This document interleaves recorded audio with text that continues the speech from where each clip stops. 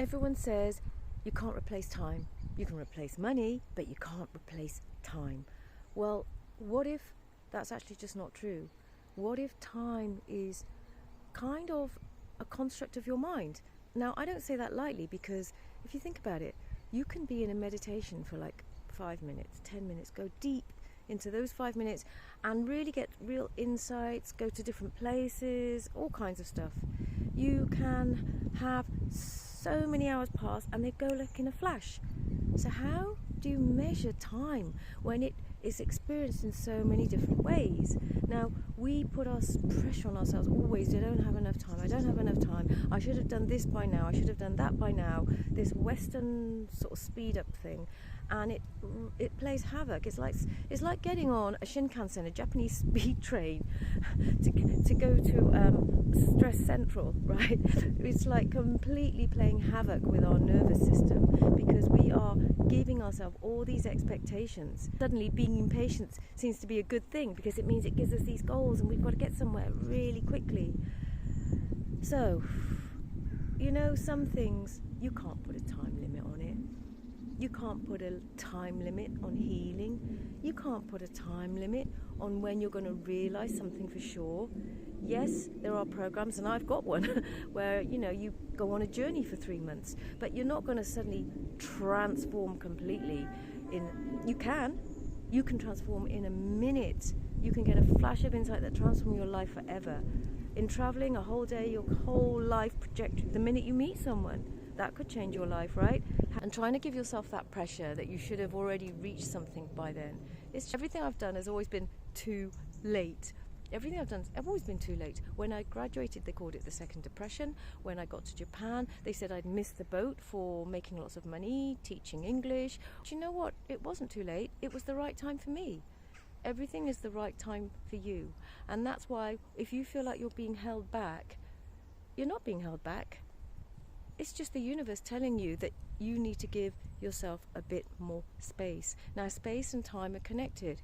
If you don't have time, maybe you don't give yourself any space. If you're not giving yourself any space, well, that means that actually perhaps you're suffocating yourself.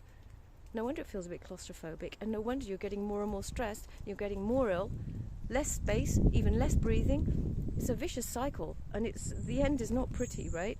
So, and I'm making this video because I've recently been in touch with a client who was wondering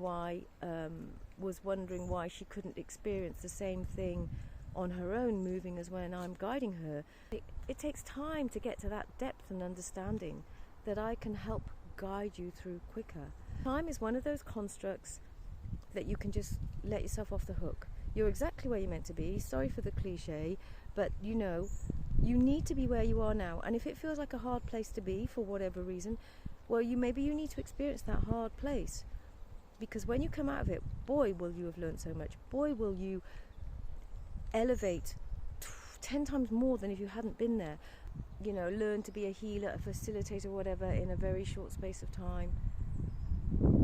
You can learn some nuts and bolts, yes. But are you really going to learn? But are you really going to know yourself in that time? Unless you've already done a lot of groundwork, there's always more to learn. That's the beauty of life. I'm so grateful that I have this time and space to get to know myself, like we all do. We all have. It's just that we've forgotten. We've forgotten with the schedules and the busy time. Just take a moment to breathe in life. Just give yourself a moment to breathe in life. And exhale.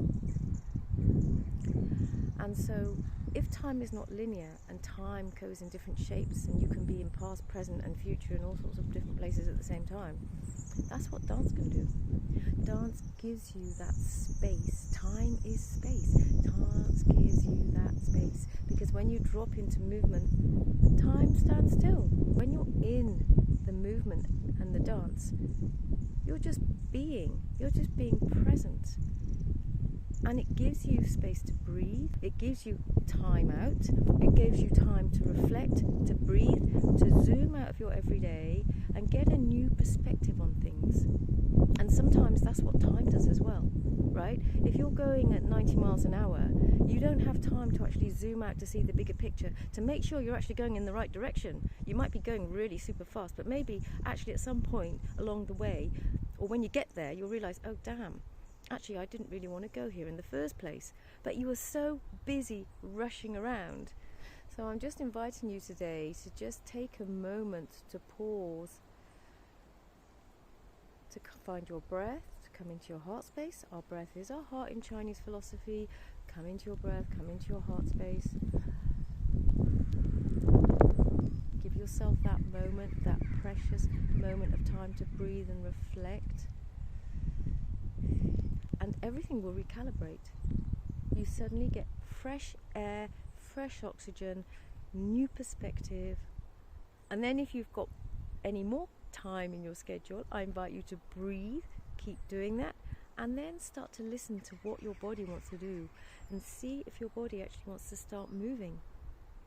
And let that become your meditation. For those of you who struggle with sitting and your mind is busy, let your mind and your thoughts filter and travel through your nervous system so that they become little paintbrushes. Maybe you've got one big sweeping paintbrush. Maybe you've got lots of little paintbrushes.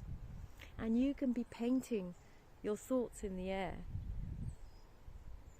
lighting up the earth with your light. You've got this. You've got this. You've got as long as you need. You're not behind. You're exactly where you are. Everything is in motion and in progress as it's meant to be. You can't put a timeline on when you're going to know yourself, or when you're going to completely heal, or when you're going to get over a terrible tragedy, or when you're going to start feeling safe again. You can't put a timeline on these things because they take as long as they take, okay? Anything that calls itself, accelerated healing, or, fast track to success, the school schedule, it doesn't allow us space to breathe. And every time a lesson ends, the bell goes again, jarring our nervous system. Time to get up, time to go, time to the next lesson, time to do this, time to do that. Break time, set periods of time. No open, free space. That's what movement gives you. Even in little moments, you get little moments of free space to just be. The irony is I'm also part of a little summit that's happening at the moment called the 5-Minute Somatic Summit, because in 5 minutes you can use those 5 minutes to take really precious time out, really come back home to yourself, really take that poignant pause to reflect, to calm, to still, to do whatever you need to do. So, and it's relative, it could be a very long 5 minutes. So that's the conundrum, the beauty, the paradox of life. Wouldn't it be boring if life was just completely predictable? I'd love to hear from you if any of this resonated, and if whether you realized you don't give yourself enough time. Subscribe to my channel, drop a comment. I can send you a nice freebie little exercise.